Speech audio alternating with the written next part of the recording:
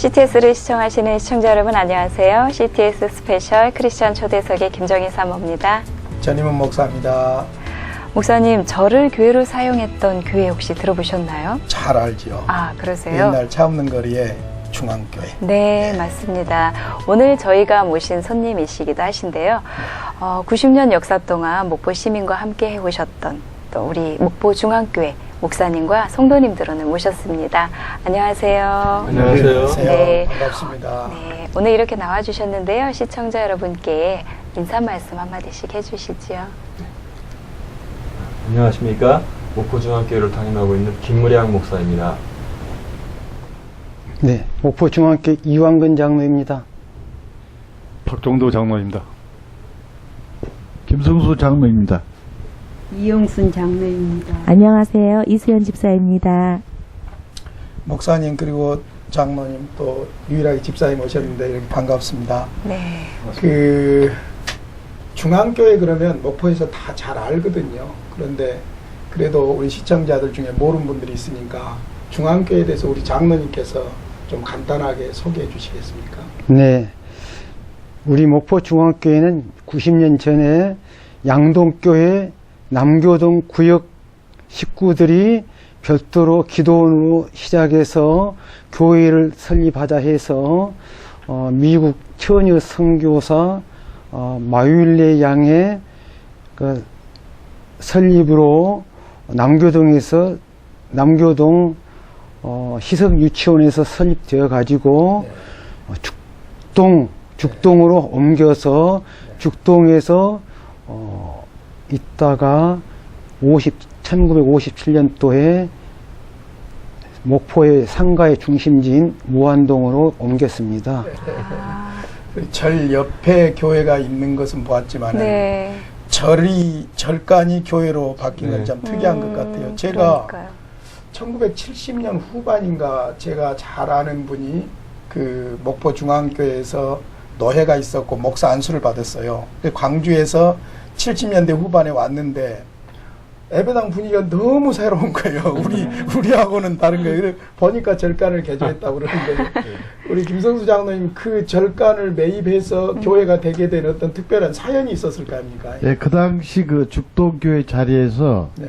저희 중앙교회를 이제 심호하시던 목사님과 예. 당회원과 예. 아마 성도님들이 성교회 차원에서 중심지로 나가자 아마 57년도에 그 전부터 연구를 하셔가지고 네.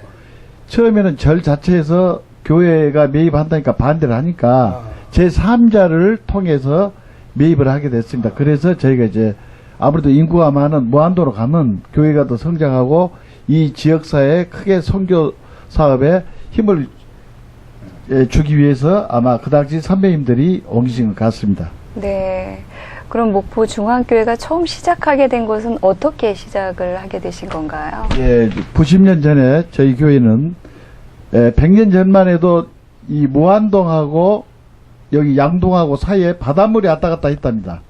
그래서 파도가 셀 때는 교회 가기가 굉장히 힘들어요. 네. 그래서 여신도 분들이 일요일마다 늘 파도가 쳐서 교회를 못 가니까 우리가 그러면 이 무안동 쪽에다가 죽동 쪽에다가 교회를 하나 설립을 하자 해서 양동교회 여신도 회원들이 중심이 되고 아까 이한근 장로께서 말씀하셨지만 처녀 선교사 마율레 선교사님이 오셔가지고 그분이 지금으로 말하면 한 5천만 원 정도를 보조를 해서 이분들이 설립을 하게 돼서 희성유치원에서부터 기도회가 시작을 해서 교회가 설립이 되었습니다. 저희 네. 교회가. 예예. 그러니까 목포 중앙교회잖아요. 예. 중앙에 있으니까 중앙교회겠죠. 또 사실은 그 무안동이나 남교동이나 이쪽이 다 목포에서는 중앙이고 또 사실 지금이니까 그렇지 그때 당시에 뭐 한 10여 년 전만 해도 10여 년 이전만 해도 목포 그러면 무안동 그쪽으로가 중심지였거든요. 그렇죠. 그러다 보니까 또 교회가 중심지에 있었고 또 중심 역할도 했는데 특별히 제가 알기로는 기장 교단이 그렇습니다마는 중앙교회가 특별히 그 유신 독재 때라든지 또 5.18 때라든지 민주화를 위해서 주민들과 함께 호흡하는 그런 교회로도 기억하고 있거든요. 근데 그러다 보니까 아무래도 어려움도 참 많았을 것 같은데 그런 사연 좀 소개해 주시겠습니까? 이제 유신 때는 어떻게 보면은 모든 행동이 제약을 받았습니다. 네. 그럼에도 불구하고 기독교 장로회는 사회 비판적이었습니다. 예. 그리고 민주주의를 소화하자. 예. 해방신학이 탄생한 교단이기도 하고 네. 그래서 교회 자체가 체제를 비판하는 교인들이 많았습니다. 예. 목사님도 그러하셨고 그런 가운데에서 민주주의를 위한 기도회 이런 것들을 많이 했습니다. 예, 그때는 행동으로는 이렇게 가기가 쉽지 않았죠. 그러니까 그랬죠. 예. 사경회를 통해서 이제 목사님들이 오셔서 하기도 하고 또 뭐 수요 집회를 통해서 이제 간접적으로 그러다가 80년 민주화의 봄을 맞이했습니다. 예. 거기는 중앙교회 그 청년들이 중심이 되고 뭐 해서 민주주의를 찾기 위한 노력을 했었습니다. 그리고 그러는 과정에서 이제 경찰과 대치하기도 하고 뭐 그렇게 되면은 이제 시위대들이 기회로 이제 오게 되면은 피난처 구실을 했습니다. 그래서 경찰들이 교회에는 들어오지 못했습니다. 그래서 교회에서 식사도 제공하고 또 이제 잠을 자게 되면은 잠자리도 제공하고 뭐 이제 그런 일들을 했습니다. 그리고 5.18 때는 거기가 직결지가 되기도 했습니다. 그래서 지금 옛날 교회태에는 5.18 기념석이 지금 있습니다. 네. 네. 이렇게 목포 도심지에서 또 사회 정의 실현과 복음을 선포하시다가 또 새성전으로 옮기셨다고 들었습니다. 그런데 그 새성전으로 옮기시면서 하나님의 뜻을 구하는 기도회라는 것을 통해서 굉장히 은혜를 많이 받으신 것 같은데 그것이 궁금하더라고요. 건축을 위해서 우리 성도들이 한 마음으로 기도를 시작했어요. 하나님 음성 듣는 교회처럼 처음에는 그 주제만 보고도 막 교인들이 막 울고 막 기뻐했어요. 그랬는데 그 뜻을 구하고 기도한 일주일 만에 시청에서 연락이 왔어요. 그 교회 터를 사겠다고.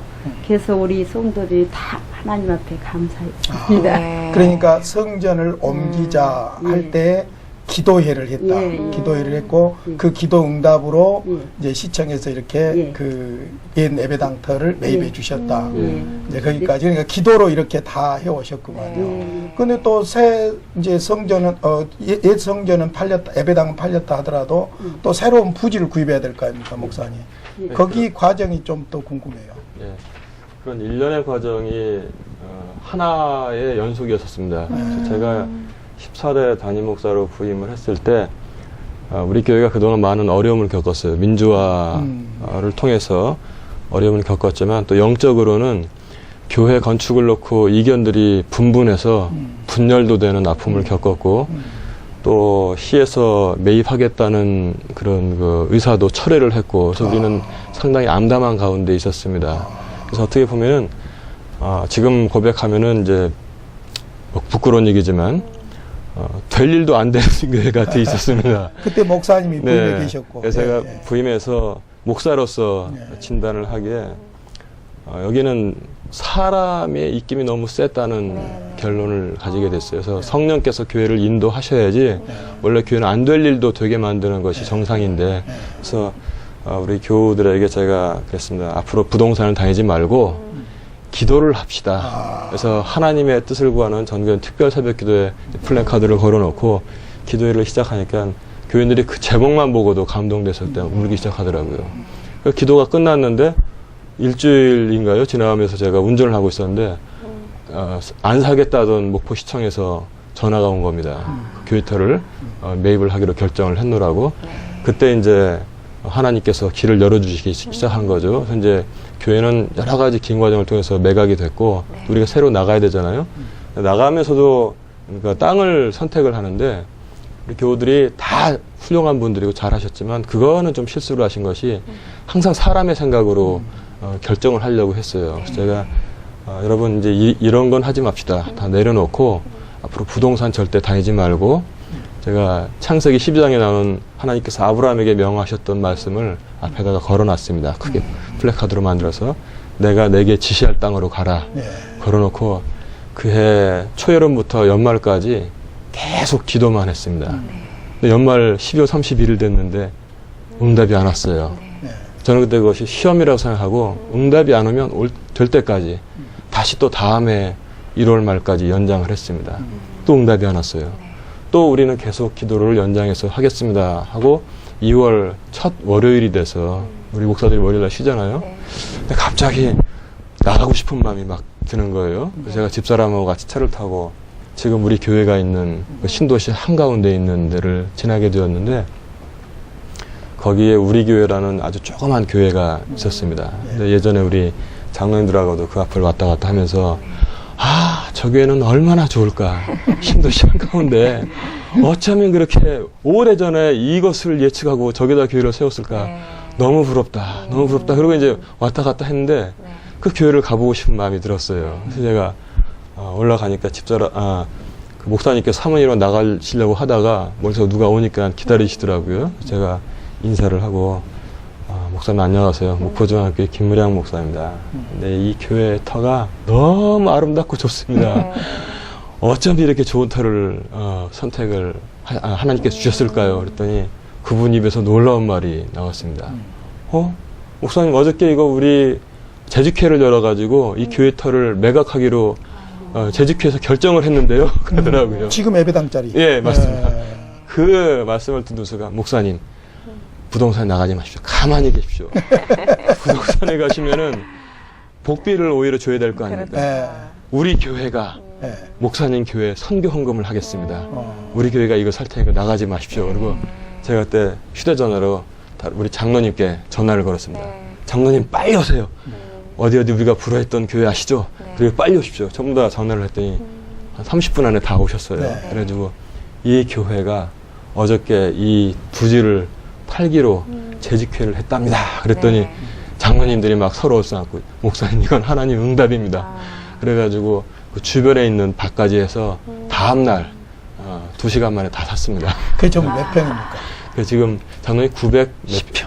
910평. 예, 910평. 그 절간을 정복하더니 이제 교회당 자리를 잡으셨구만. 네. 참 어려운 과정이셨을 것 같은데요. 네. 그럼에도 불구하고 또 하나님의 기도 응답으로 인한 네. 은혜도 맛보시고 네.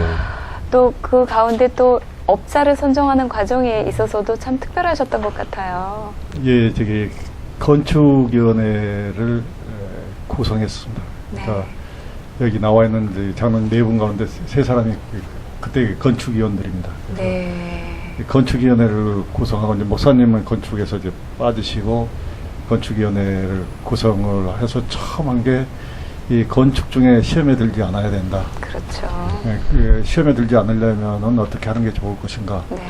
그래서 교회 내에도 건축업자가 있고 교단에도 건축업자가 있고 그런데 이게 안면을 하게 되면은 나중에 잡음이 이게 나고 교회 건축하면서 이제 시험에 들게 되니까 안 하려면은 공개 입찰을 하자. 그래서 그때 24개 업체를 공개 입찰을 통해서 거기서 가장 저가를 써내는 그런 업체를 선정했습니다. 네. 그러니까 섭섭한 사람들도 있었을 거라고 생각이 됩니다. 네. 그것이 이제 가만 목사님 말씀이나 이렇게 듣고 보니까 그 기도로 했기 때문에 참 아름다운 결과를 가져온 것 같아요. 그러면서도 또 사람이 할 수 있는 일, 24개 업체나 이제 이렇게 받아가지고 그 중에서 가장 교회에 맞는 그런 업체로 선정을 하고 그 과정을 이렇게 또 깨끗하게 이렇게 하셨기 때문에 저렇게 큰 예배당을 짓고도 무리가 없는 것 같아요. 건축을 앞둔 다른 교회들이 있으니까 잠깐 제가 말씀을 첨언 되겠습니까? 그래서 그 업체들마다 서류를 가져오면 저만 봤습니다. 건축위원들은 보지 못하고 저는 그 업체들을 이름을 명기하지 않고 A, B, C, D로 해서 딱 보니까 A부터 Z까지 되더라고요. 그래서 코드 작업을 하고 그다음에 그 기록을 그대로 넘겨서 심사는 건축위원들이 하고 건축위원들은 이 업체가 어느 업체인지를 몰라요. 모르고. 저는 알고 저는 근데 그 심사에 참여하지 아니하고 이렇게 분리해서 아주 투명하게 정직하게 최대한으로 노력을 했습니다. 네. 이제 목사님 이야기를 좀 해보죠. 이렇게 어려움 속에서 무난 예배당도 짓고 이렇게 하셨는데 하나님께서는 그 종들을 긴장을 풀지 않도록 하신 것 같아요. 그러고 나서 또 이 사모님께서 좀 병환으로 고생을 하셨다면서요. 네. 제가 무안동에 살 때죠. 네. 어느 날 집사람이 저에게 물어보더라고요. 여자들은 갑상선암에 잘 걸린다고 하는데 암보험을 하나 들어놔도 되겠냐고 네. 그러더라고요. 그래서 그때는 제가 좀 그쪽 면에서 좀 미성숙했습니다. 네. 지금 봐도 네. 내가 교인들에게 내일 일을 염려하지 말라고 설교를 하는데 어떻게 내가 당신한테 지금 걸리지도 않은 암을 위해서 보험을 다 들어놓으라고 하겠는가. 그래서 안 된다고 허락을 안 했어요. 그런데 그 후 5개월인가 지나서 계속 목이 붓고 굉장히 힘들어해서 병원을 가보고 병원에서 서울에 있는 큰 병원에 가서 조직 검사를 해보라고 해서 서울에 있는 병원에서 조직 검사를 했더니 갑상선암과 이 림프종 임파선암이 같이 왔습니다. 그래서 병원에 이제 치료를 받고 하고 항암 치료를 하고 방사선 치료를 했었는데 그때 그 병실에 이제 여자들 분들만 쭉 누워 있죠. 네. 모두가 암보험을 가지고 있었는데 저 집사람만 암보험을 가지고 있지 않았어요. 그래서 제가 그때는 이것이 그렇게 해석하지 않아도 되는 여지가 있는 것인데 그런 생각을 좀 했고요. 근데 참 놀라운 것이 하나님께서 까마귀를 보내셨어. 물론 까마귀가 교인들의 손도 되고 또 여러 가지 방법으로 도와주셨는데 딱 수술하고 태어날 때 그 액수만큼 주시더라고요. 더 주시지는 않더라고요. 부족하게 주시지도 않던데. 까마귀는 지금도 있어요. 예, 지금도 활동하고 있습니다. 그래서 사모님 좀 건강하십니까? 예, 지금 올해 가을이 지나면은 이제 5년 지나게 됩니다.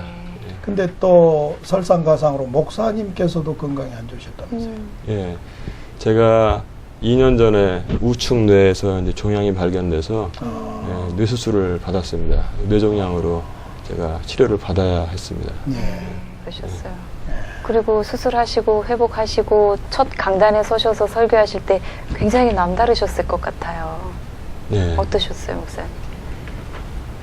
정말 감격스러웠죠. 그러셨을 것 같아요. 네, 우리 목회자들이 네. 목회를 쭉 하다 보면 매너리즘에 빠지게 됩니다. 그래서 주말이 좀 빨리 돌아온다는 생각을 하게 돼요.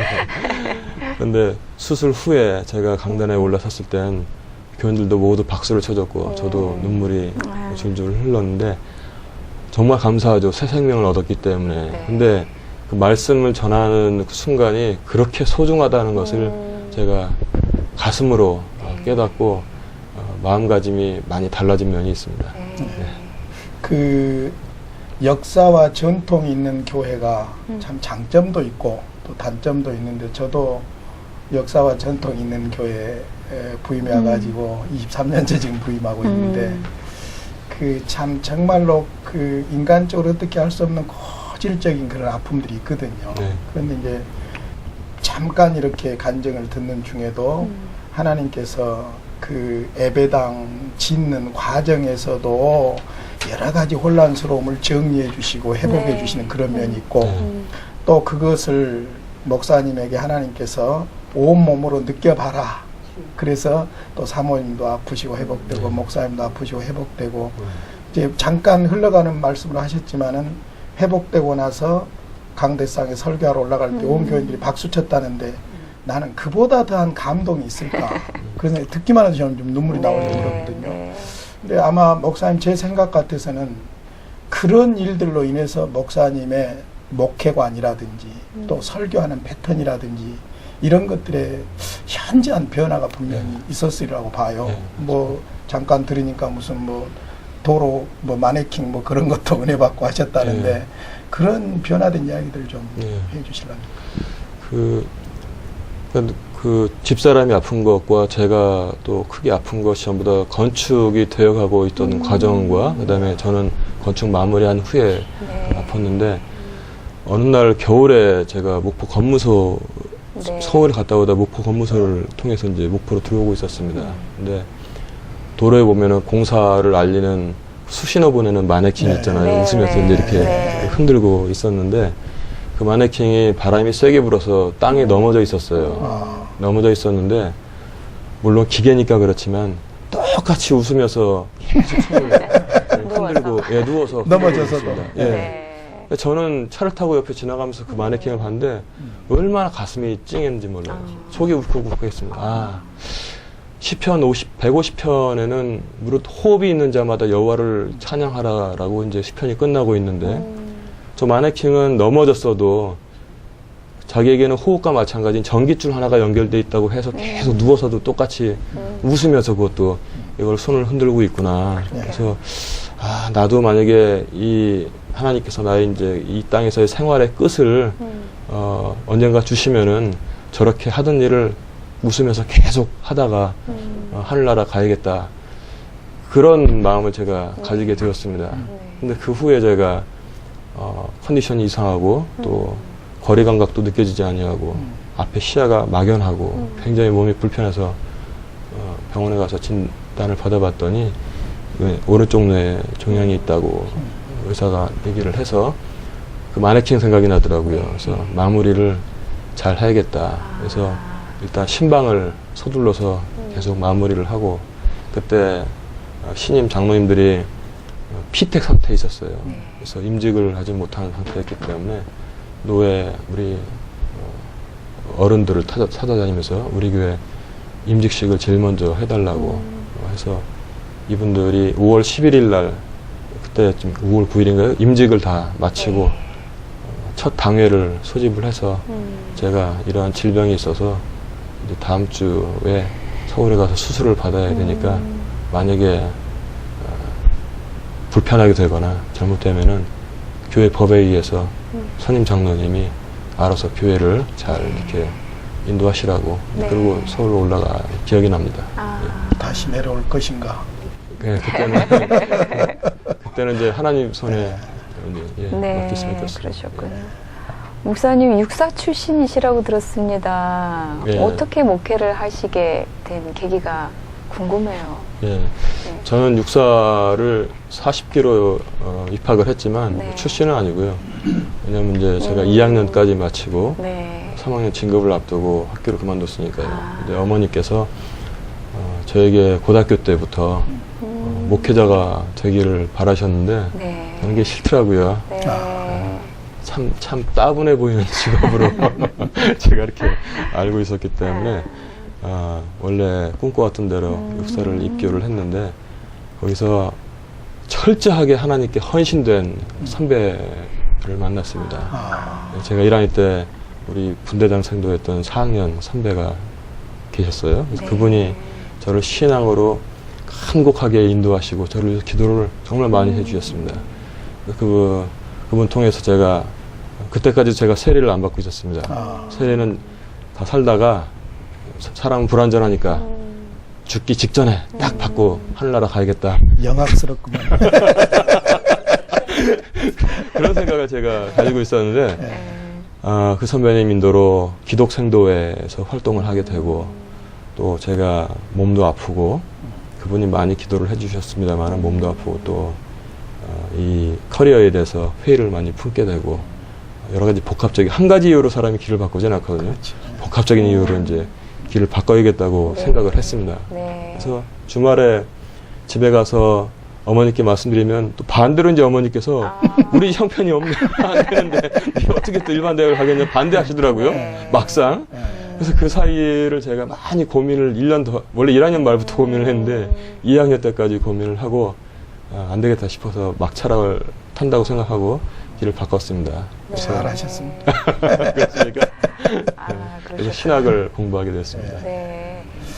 이제 목사님께서 그런 모든 과정들을 거치시고 또 미국에 다녀오셔서 새로운 사역, 뭐 2기라고 해도 좋고 제3기라고 해도 좋고 사역을 준비하고 계시다는데 그 말씀 듣기 전에 오늘 가만 보니까 이 게스트 중에 집사님이 오셔서 아직 한 말씀도 안 하셔서 집사님에게 제가 한 말씀 물어볼게요.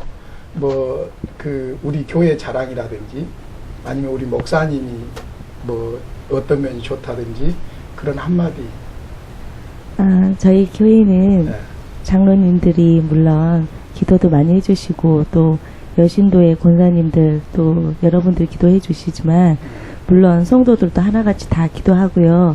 모두 합심해서 오래됐어요. 굉장히 역사가 오래된 만큼 모두 가족 같은 분위기여가지고요. 저는 어릴 때부터 가족같이 진짜 한 집안 형제 친척같이 너무 지낼 수 있어서 너무 좋고요. 목사님이 이제 오신 뒤로부터는 젊으시기 때문에 네, 젊은 비전을 가지고 사역하시는 것도 너무 좋고 함께 기도하고 정말 친가족같이 지낼 수 있어서 너무 좋습니다. 저에게. 어려서부터 다니셨어요? 네, 주일학교 계속 쭉 쉬는 때도 있었지만 그래도 중고등부 계속 청년회까지 다 나름 산 증인이시죠. 목사님 어떻습니까? 또 이렇게 건강도 회복되고 교회도 새로 짓고 중요한 건 이제 하드웨어보다 소프트웨어잖아요. 네. 목사님의 목회 철학과 또 방향이 교회의 미래를 결정한다고 볼 수 있는데 이렇게 또 새롭게 미국에 다녀오셔서 새로운 사역을 시작하고 있다는데 좀 소개해 주시겠어요? 네. 우리 교회 교우들은 전부 다 대사들입니다.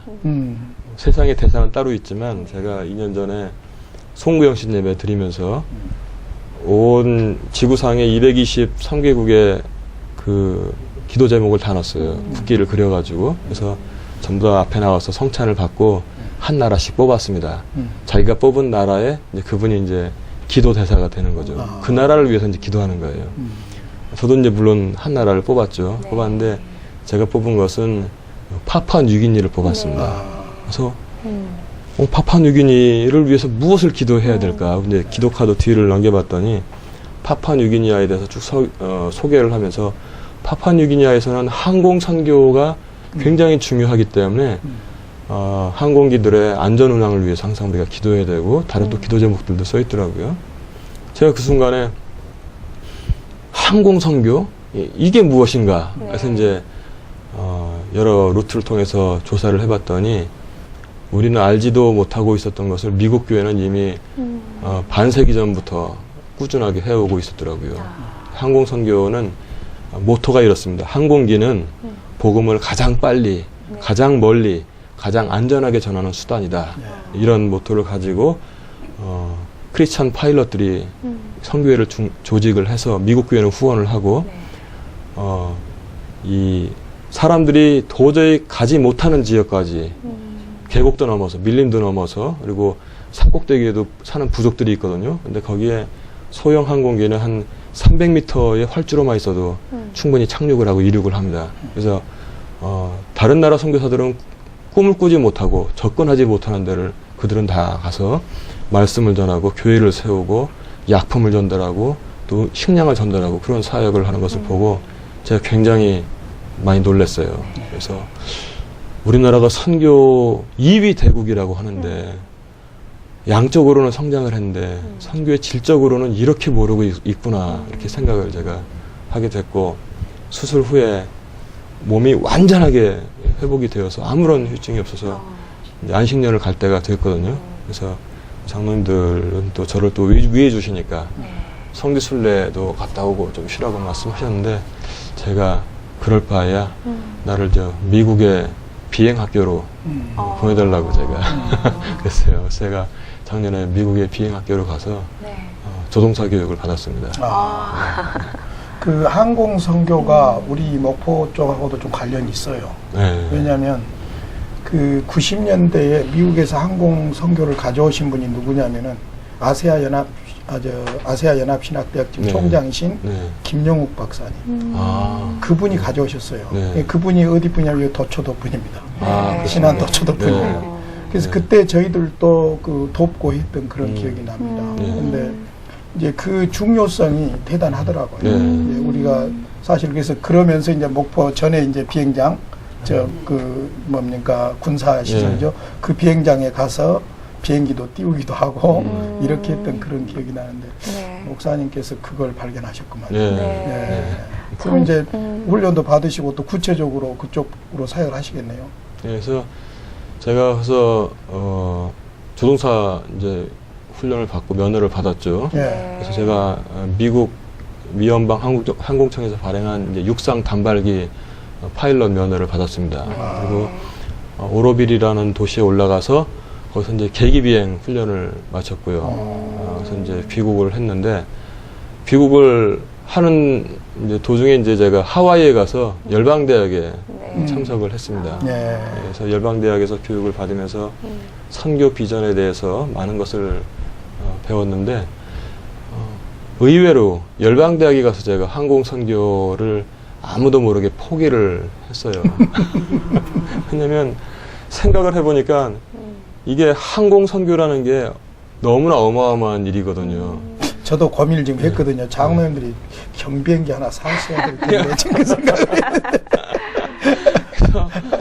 이제 미국에 있을 때 중고 비행기가 나오는가 이제 뭐 여기저기 사이트도 뒤져보다가 그러셨구나. 오히려 열방대학에 가서 선교 훈련을 받을 때 슬그머니 이제 이렇게 휴지를 버리듯이 이렇게 포기를 했는데 그 이유는 가만 생각해 보니까 이게 보통 어마어마한 일이 아닌 거더라고요. 그래서 시작하다가 끝을 못 내면은 괜히 이상하니까 시작도 하지 말자라고 포기를 잠시 했었습니다. 네. 그런데 거기는 이제 목요일 날 전체 예배를 드리거든요. 그래서 목요일 날 예배를 드리기 위해서 제가 그 오하나 코트에 가서 앉아 있었는데 로렌 커닝햄 목사님께서 올라오셔서 말씀을 전하시는 거예요. 근데 그분이 그날따라 그런 말씀 하시더라고요. 여러분 2차 세계대전 중에 독일의 폭격기가 매일 날라와서 영국을 불바다로 만들고 있었을 때 윈스턴 처칠은 아무런 소망이 없어 보이는 영국에 이런 메시지를 주었습니다. 그는 최고의 명문 이튼 고등학교에 가서 전 학생들을 강당에 모아놓고 강단으로 올라갔습니다. 그리고 외치기를 Never give up, Never give up. 결코 포기하지 말아라. 이 Never give up만 7번 힘있게 외치고 그는 강단을 내려갔을 때 그 연설은 세계를 울리는 연설이 되었습니다. 그래서 나는 지금 여러분들에게 다시 외칩니다. Don't give up. Don't give up. 이걸 7번을 외치시더라고요. 그때 제가 오하나 코트 뒤에서 앉아서 가만히 듣고 있다가 양심에 찔렸어요. 네. 아, 저건 나에게 주시는 메시지다. 그렇지. 일을 행하시는 분은 여호와신데 이것을 내가 인간적인 방법으로 하려고 하니까 도대체 답이 안 보인다.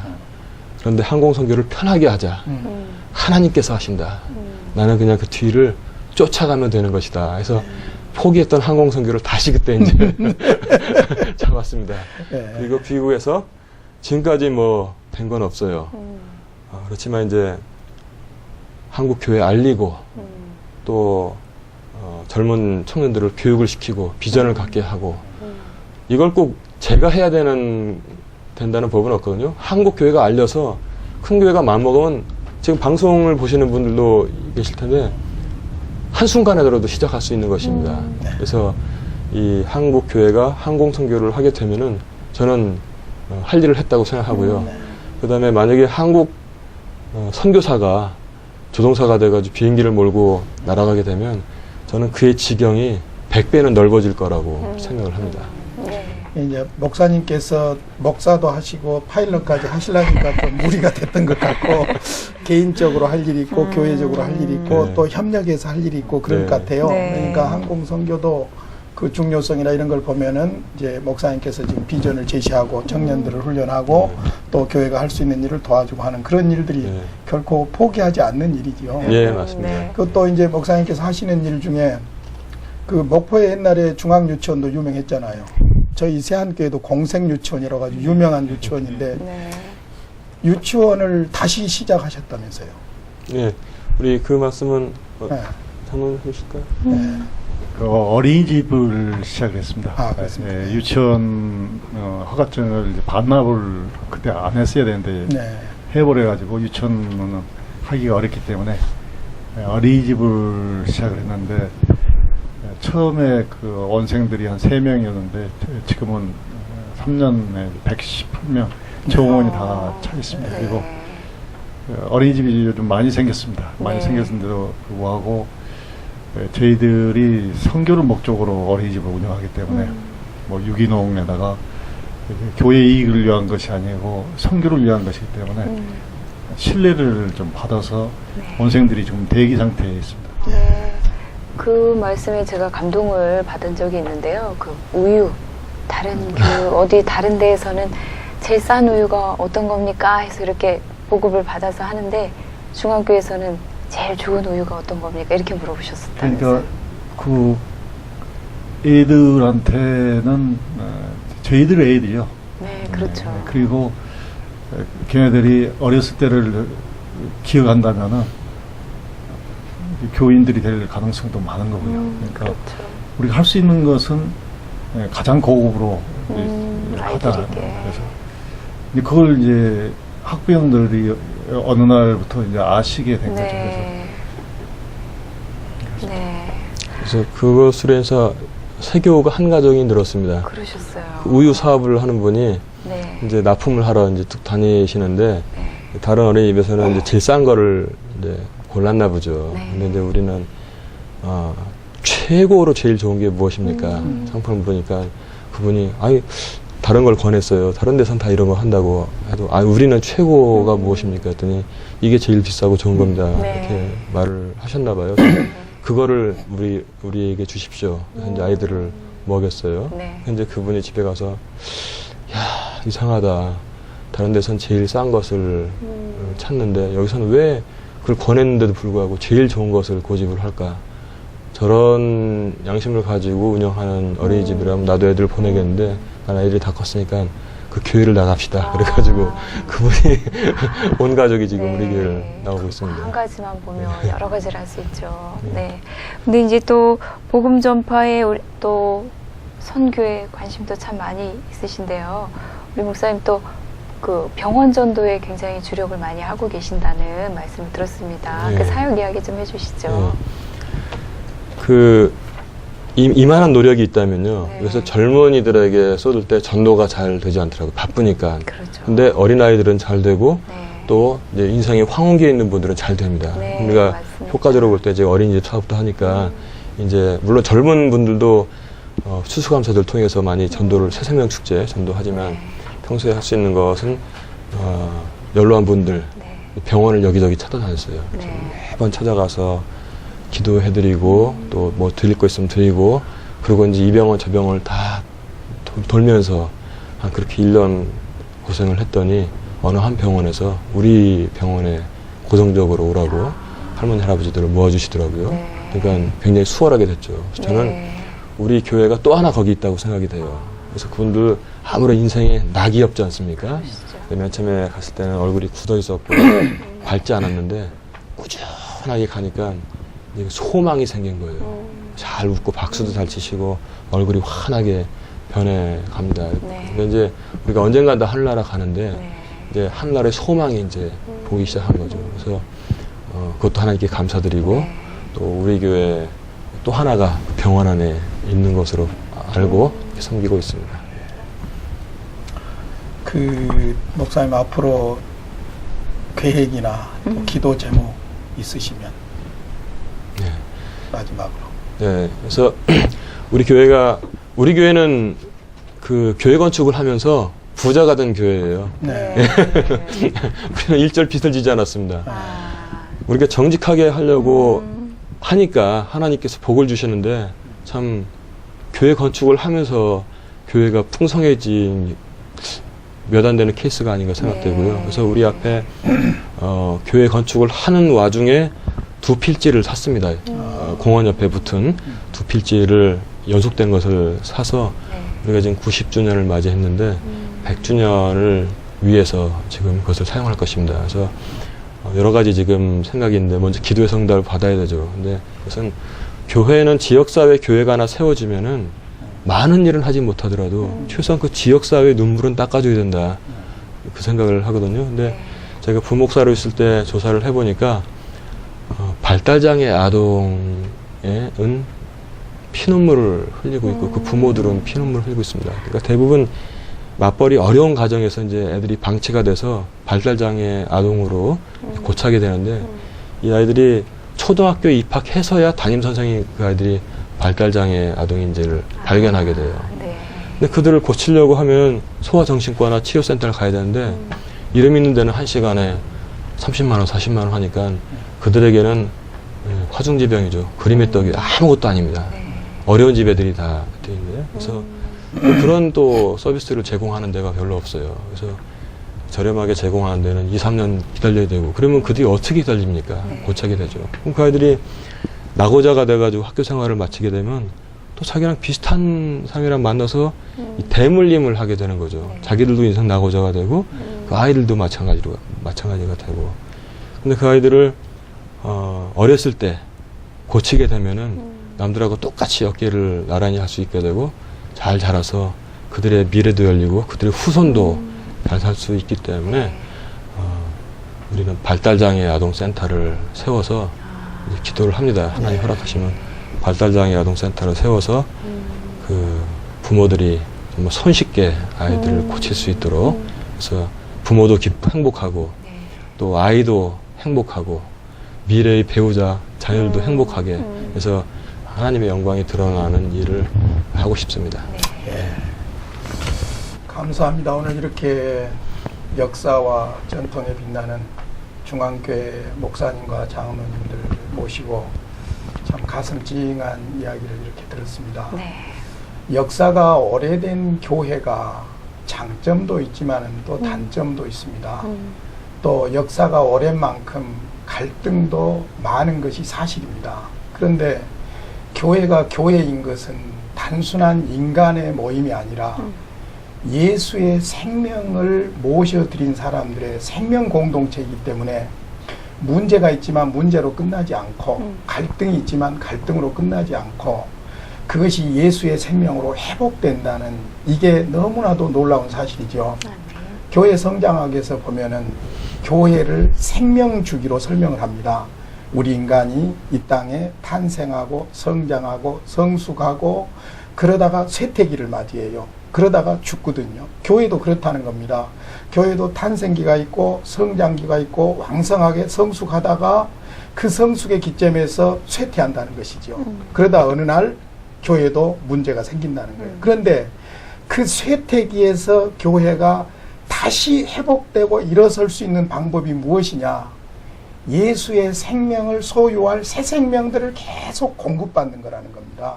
그런데 오늘 중앙교회에서 제가 그걸 발견했어요.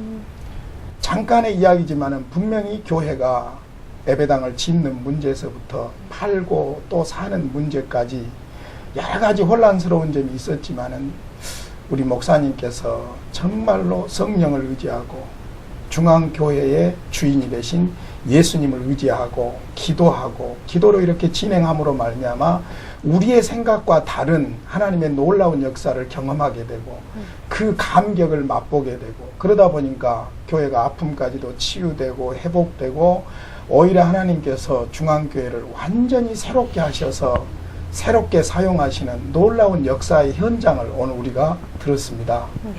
그렇습니다. 교회에 대해서 이러저러한 안티적인 이야기들이 참 많지만은 교회가 세상적으로 볼 때는 부족하고 연약하고 그런 모습인 것은 사실이지만은 그러나 가장 중요한 것은 예수 그리스도의 생명이 있기 때문에 교회는 결코 완전히 실패하지도 않고 무너지지도 않는다는 사실입니다. 오늘 중앙교회를 통해서 그 사실을 확인할 수 있게 돼서 너무너무 기쁩니다.